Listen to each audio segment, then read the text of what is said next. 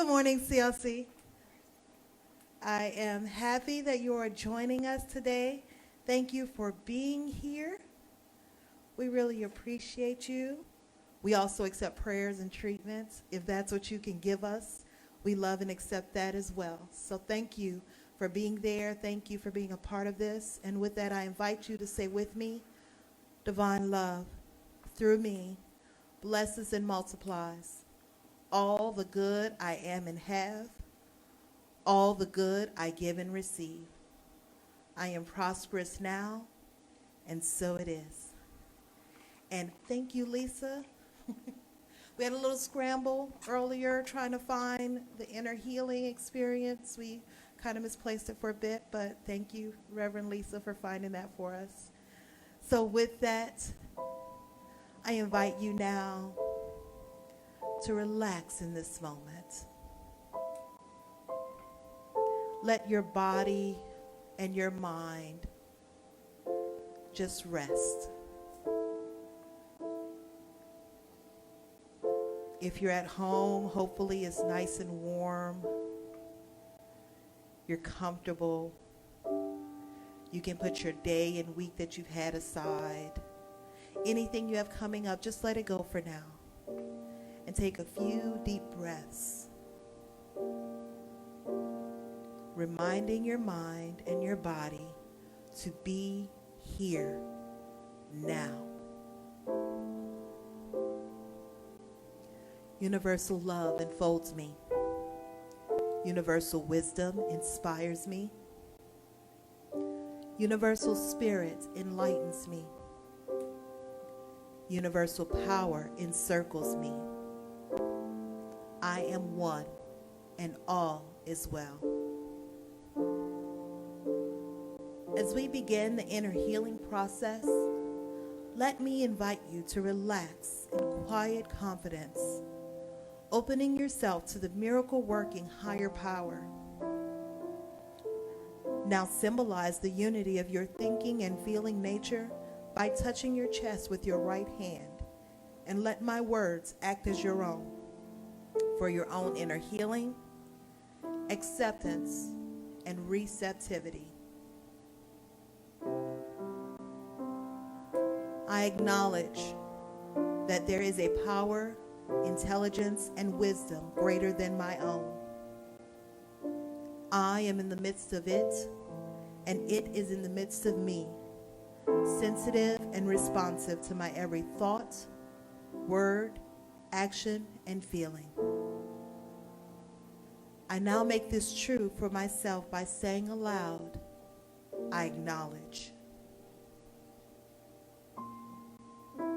Acknowledging the higher power working through my life, I admit that I am personally responsible for solving my own problems, while being guided and assisted by something greater than myself. As I am ready to surrender the conflicts of my ego to the wisdom of the infinite presence, I simply speak these words: I surrender. Knowing that forgiveness is the key to unconditional love and the feeling of heaven, I now unconditionally forgive anyone and everyone who has ever injured me in any way, real or imagined. And I now forgive myself for all my mistaken judgments and their resulting actions. From my deepest level of understanding, I now say, I forgive.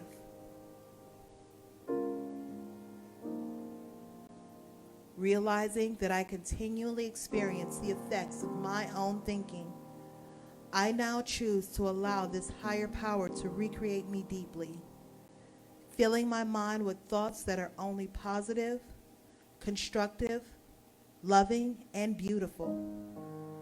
I call upon this divine inflow by stating aloud, I choose. I now center upon that one special idea that I'm willing to accept as real for me in this coming week. Visualizing the idea as already acted upon and brought to pass. In seeing my idea become a fact of my experience, I enjoy the happiness and peace of my thought fulfilled and gratefully speak these words. I accept.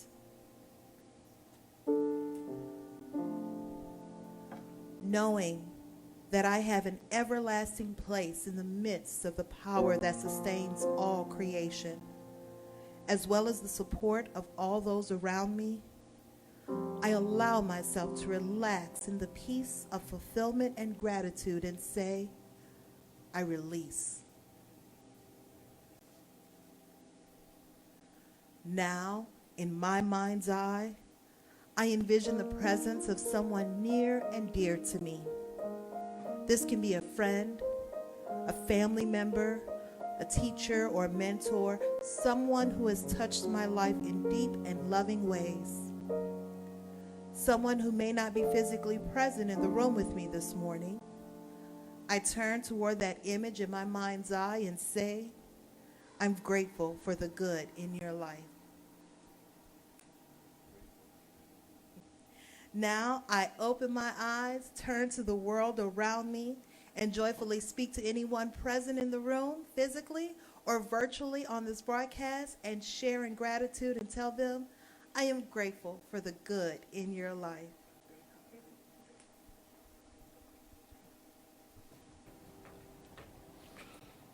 Mary Radspinner, at the harp, we determined last week, not on the harp, not by the harp, but at the harp,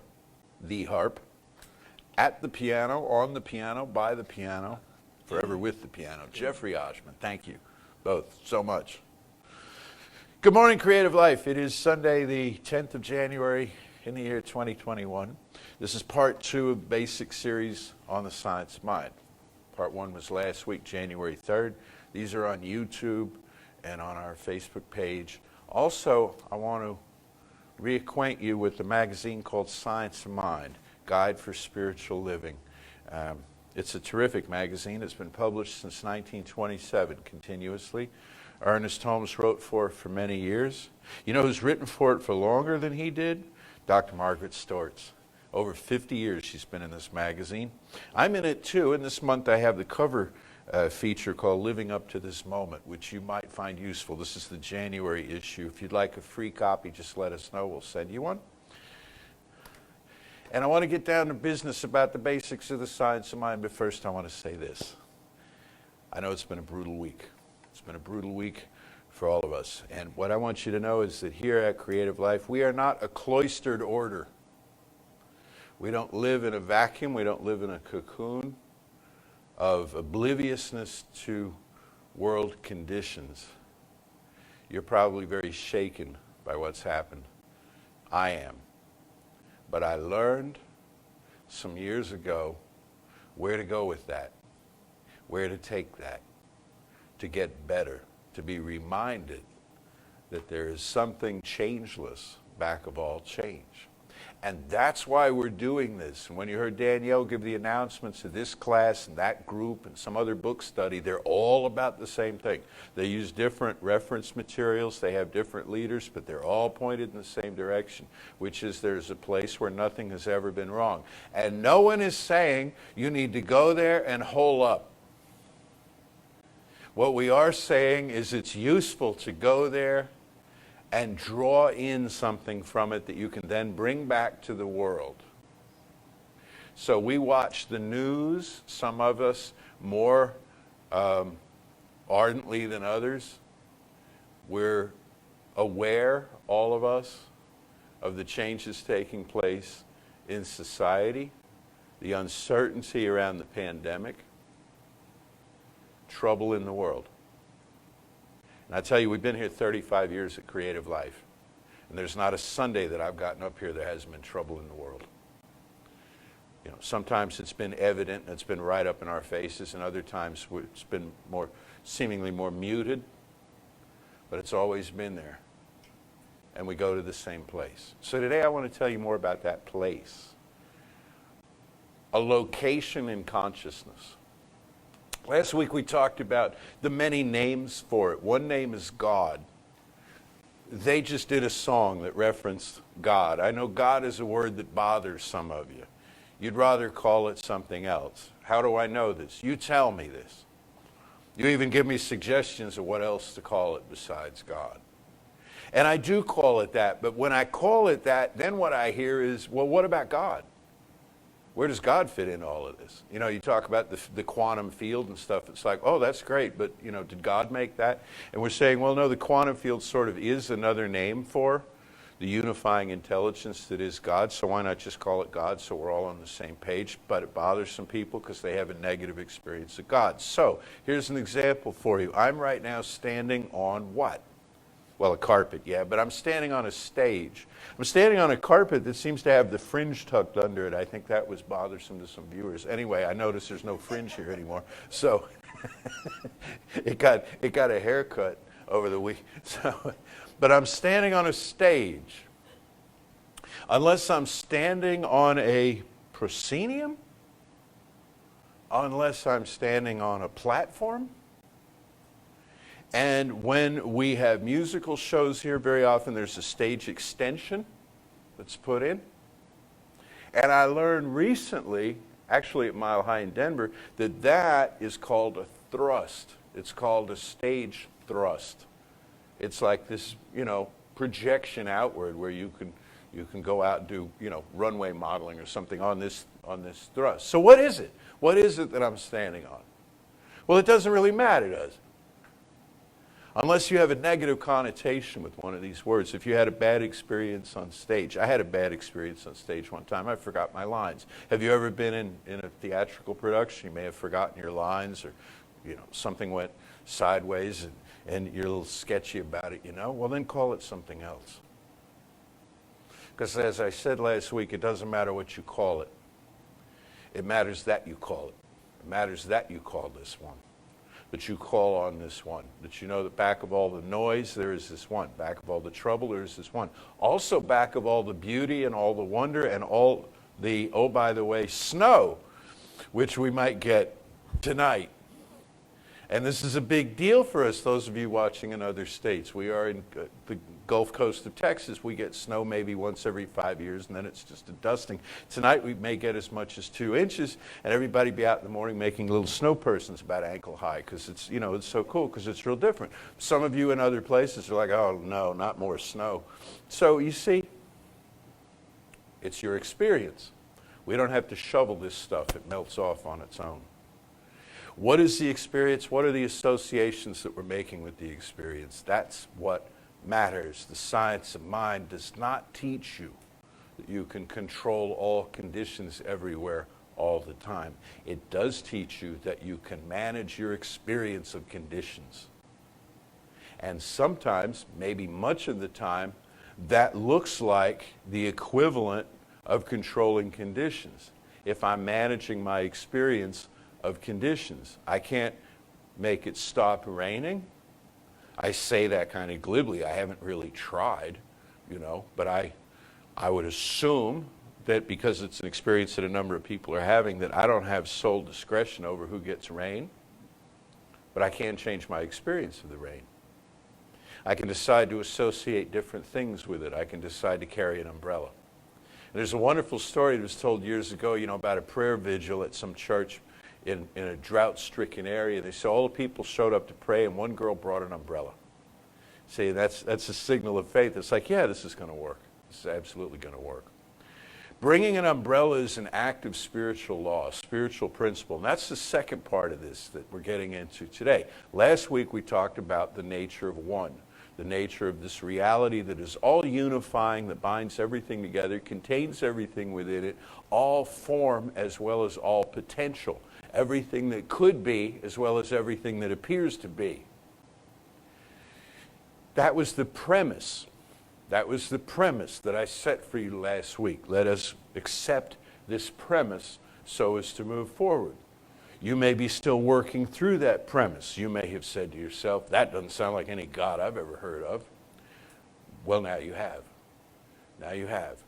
there's this one that unifies all creation, carries all creation within it. If you accept that premise, then I invite you to accept the natural extension or thrust of that premise, which is there's a principle that works through all of it. There's a law that works through all of it. That what is true at one point of it is true at all points of it.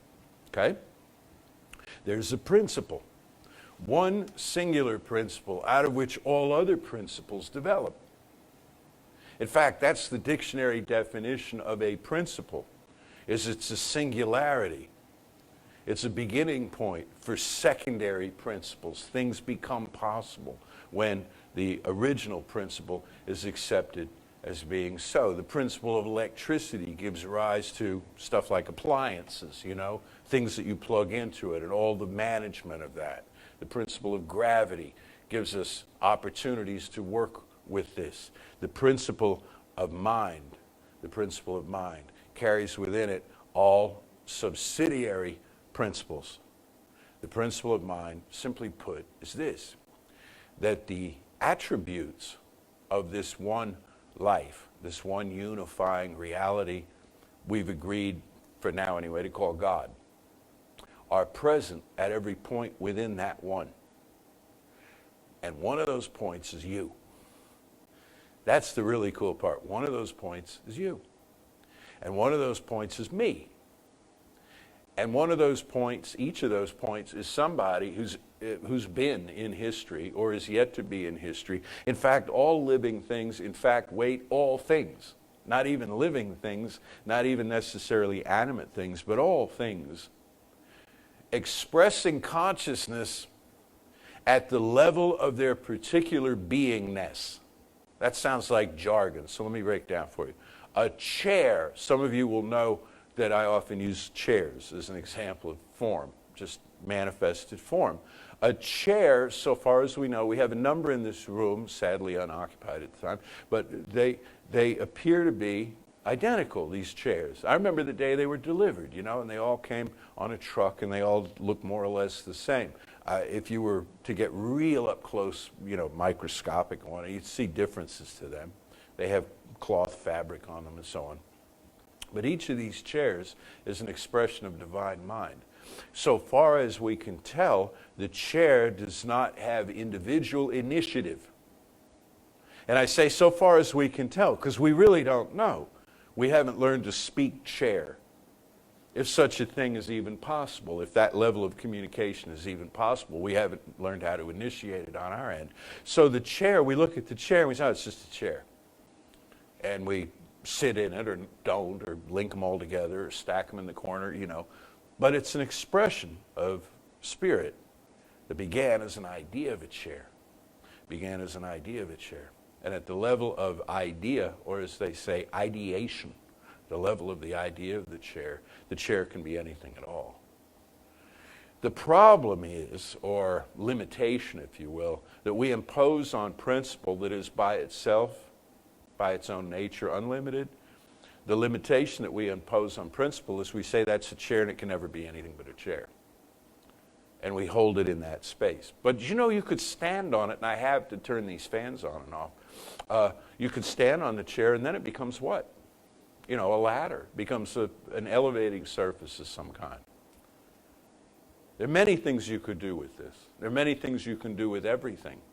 There's a piano sitting over here. You can play beautiful music on it. You can also pile sheet music on it. You could also, Jeffrey throw a fit, but you could get up and dance on it. Right? Everything is being and everything is becoming. So it's malleable. Or as Florence Scovel Shinn put it, it is plastic which your skillful fingers form. Isn't that nice? And I'm looking at our harpist today with the skillful fingers who forms off strings, forms this music. Our skillful fingers form plastic substance into meaning.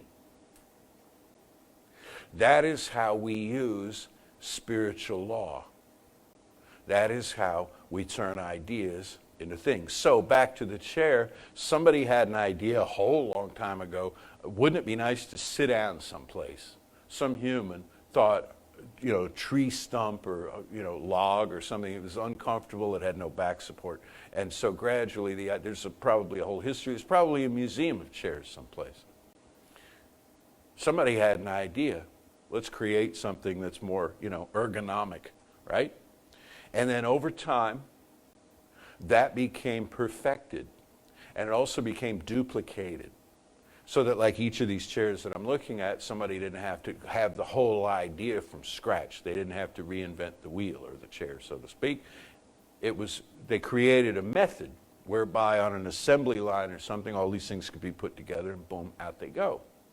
But each one of these is still an idea, and you can break it down to that. This is called the common denominator. You can find the common denominator in everything. Everything is reducible to something else.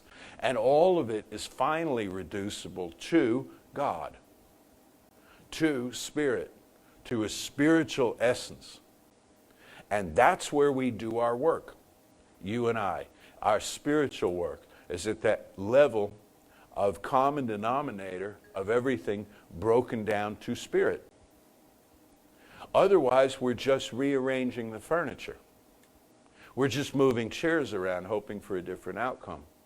But if you look at the chair as an idea, or your problem as an idea, or your goal as an idea, your upset, your annoyance, your joy, whatever it might be, as an idea, that is in your life because you took the idea in and you wrapped it in feeling. If you look at it as that, then you have management control within the principle. And you can begin to rise, as Emma Hopkins put it, rise and do mighty things.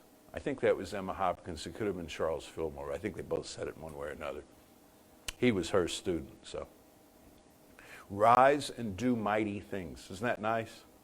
How you rise and do mighty things is not from the level of personality, not from the level of rearrangement of forms, but from the level of the recognition of ubiquitous spirit present through all creation. That's how we use spiritual law. There's a knack to it. Takes a little practice. The biggest issue most people have with it is the understanding that they can do it, that they're entitled to do it. People say, well, these spiritual matters, I've not been a very good person. I've not led a very good life. Well, who among us has? Everybody has a past, It's the principle, it's really more automatic than that. It's not judgmental of you. This sounds glib, but we say this kind of thing all the time. You come in here, turn the lights on. It doesn't say, what do you want here? What are you going to do with these lights on?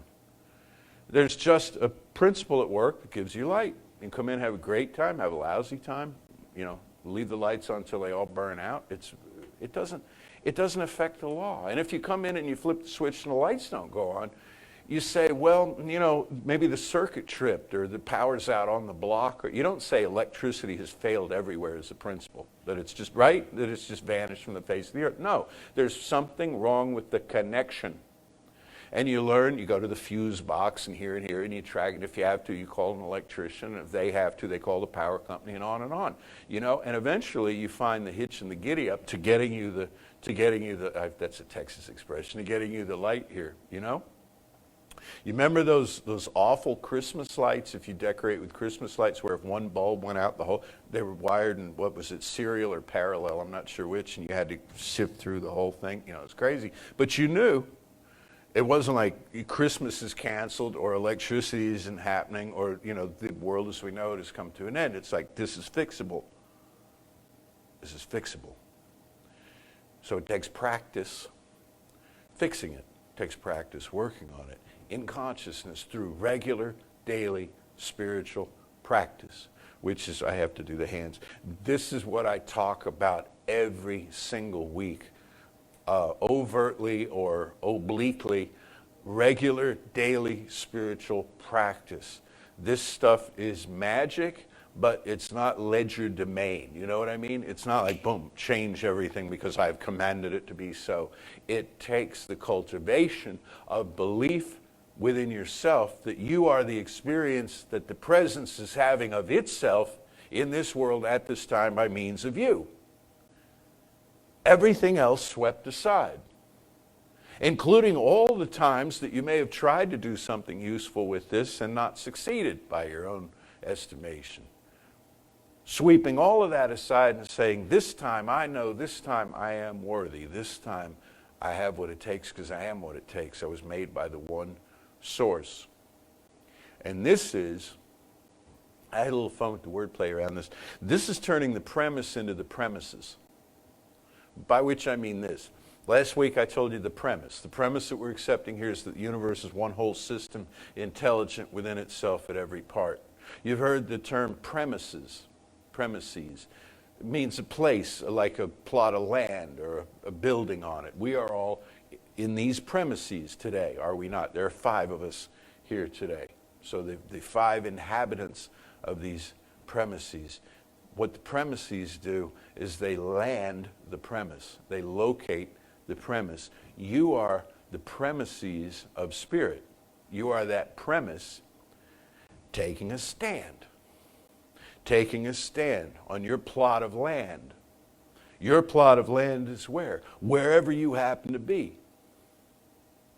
You are located in space and time in your life as that premise expressing itself, representing itself through you. You're more than just you. You're more than just your own background, your own capability, your own education, your own resume. You're more than all of that stuff. More than the package of documents you carry in your purse or pocket, that explain your blood type and, whether you can drive a car and all the rest of this. You're way more than all of that. You are infinity and eternity having this moment through you. The way that the one mind has shown up in the world right now to make certain adjustments in the realm of form that could only be made by someone named you. Could only be done by you. You possess, forgive me for referring to you as you, but it seems to be more impactful than, to take it out of the kind of vague and passive we or one, you, me, him, them, everybody. But for this moment, you are the one. You are the one who showed up to be you, to be in the environment you came out of, to be surrounded by the opportunities that have presented themselves, and maybe most of all, to have the passion, to have the itch, for change, where it's just not enough the way it is right now. Something has to happen. Something has to change. I got lots of stories I could tell you about this, and I'll do it throughout the rest of the year, of individuals who, when they recognized, particularly at a certain point in life, when they recognized, I will not be fulfilled until I do this, until I address this, until I speak this with my voice. No matter how much money I have, how many friends I have, what great health I have, or even the involvement that I have in a career that I think is all-consuming, it is not enough until this happens. Until this happens. And you know what that is. You know what that something is. I cannot tell you what it is, but you know. And right now, probably a number of you are thinking about, maybe I'll make another pot of coffee, because it makes us a little edgy when people start to bring this up. And I don't mean that to be funny, but it does. It's like, well, there are great things that you could do, and it's like, yeah, I know, but what if I fail? Well, you can't fail. You can just not start. And if you defer, you don't start, and you wake up tomorrow with the same itch. You wake up tomorrow with the same, maybe today. Why not give in? So, the use of spiritual principles. Last week, what I shared with you was the idea that to look for the light. See the light. See the light. See the light out there, the light within. Lisa's going to give a talk called The Light Within on the 4th Sunday of this month in this series, But look for identify the light that casts its glow on all things. Today, I want you to take that to the next step and feel the light coming from within you, from within the center of your chest out into the world. The light that then casts itself onto things where you can see them more clearly, and so can everyone else. And you become the light of the world. You become the light of the world by taking a situation, breaking it down, looking for the common denominator, which, for the want of a better name, we'll call God. God is here. God is in this situation. Being and becoming. Being and becoming. And in so doing, we direct spiritual law along certain lines to manifest a particular kind of outcome. Next week, more on this, how to craft this into affirmations, how to craft it into a form of prayer we call scientific prayer, sometimes affirmative prayer. Also, Danielle mentioned that there's a class beginning on Thursday called Heartfelt Living. We have, I think, 11 people in the class so far. Love to have you with us. It's on Zoom. So anywhere you are in the world, it begins at 5 p.m. Central Time, Central Standard. It's now Standard Time. We're not sure. Sometimes it's daylight and sometimes it's Standard. But 5 o'clock here, Texas time, Gulf Coast time. Love to have you. Just email info@creativelife.org, info@creativelife.org for more information on that, as she pointed out earlier. And it's probably also in your comment thread there on Facebook. So we come to, I told you, spiritual mind treatment, affirmative prayer. It goes something like this. There is one life, one power, one presence, just one. I say this to myself to move from the world of manyness in consciousness into this oneness for this sacred moment, wherein an imprint is made on my subconscious mind. An imprint of yes. An imprint of the possible me. I affirm and know that I have everything within me necessary to become that person that I want to be right now. Anything that does not appear to be within me now comes to me easily, even effortlessly. New information, new skills, abilities, talents, connections, understandings, bits of wisdom. Many of these I find have been there all along, but I had no use for them. Now I do. And some of these have been in the ethers, as they say around me, in the conversation that I was not attuned to, but now I am. Just as music fills the air, whether I sing it or not, so my possible destiny, the good that I choose to create and to bring and to share in this world, exists right around me now. And I draw it in. I give it room in me. I pay attention to it.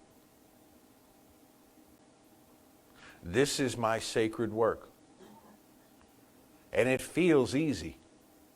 It feels natural. Because it is.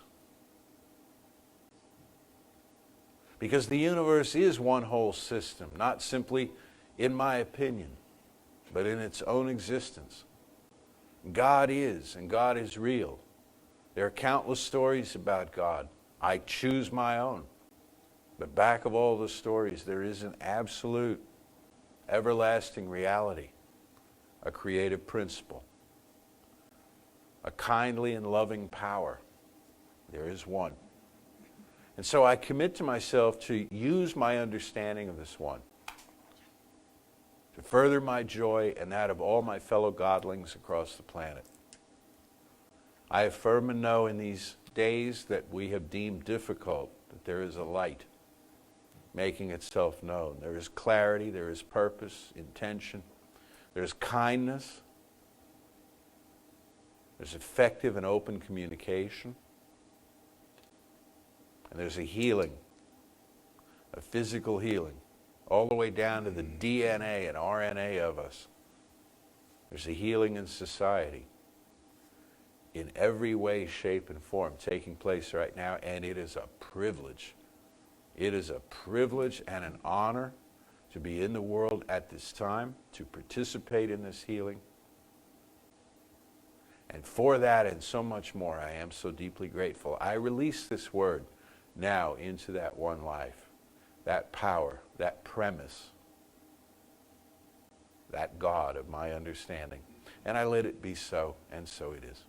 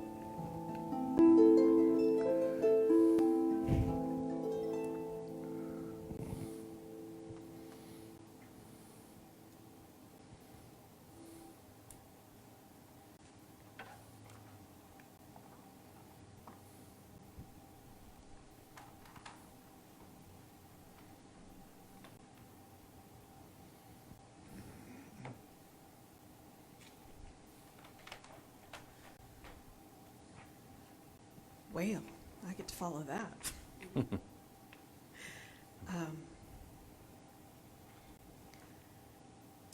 So I did the daily reading from the 365 by Ernest Holmes today. And they're doing the basics of science of mind in that book as well. And he was writing about affirmative prayer. And I know Jesse's going to get to this next week, but what Ernest said today was, when we go into that space to do affirmative prayer, what we want to do is surrender our doubt and our fear to go into that space. And I thought about it, and I was like, well, if we surrender our doubt and fear, then that means that we are letting it go, and we are not planning to pick it back up when we come back out of that space. So I would encourage you today to surrender anything that you don't want to carry anymore. Surrender it to God. Surrender it to the quantum feeling. Surrender it to the Atman. Surrender it to whatever word you want to use. Surrender it. You are not going to pick it back up